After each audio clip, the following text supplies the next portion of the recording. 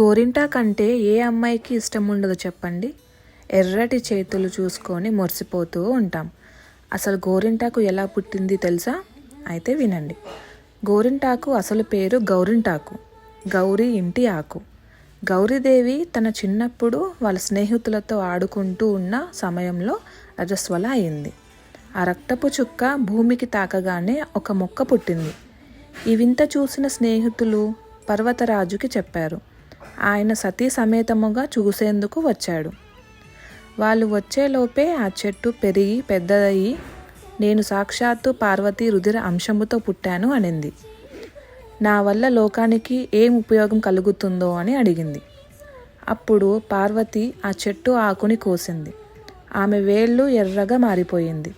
అయ్యో, నా బిడ్డ చెయ్యి కందిపోయింది అని బాధపడుతూ ఉండగా, అప్పుడు పార్వతి, నాకు ఏమీ బాధ కలగలేదు నాన్న, ఇంకా చాలా అలంకారంగా అద్భుతంగా ఉంది అని చెప్పింది.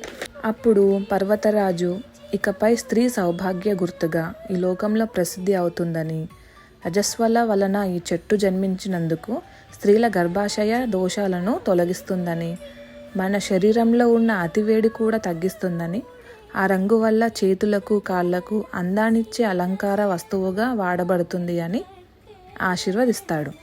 అందువలన మీరు కూడా ఈ ఆషాఢ మాసంలో గోరింటాకు తప్పనిసరిగా పెట్టుకోండి.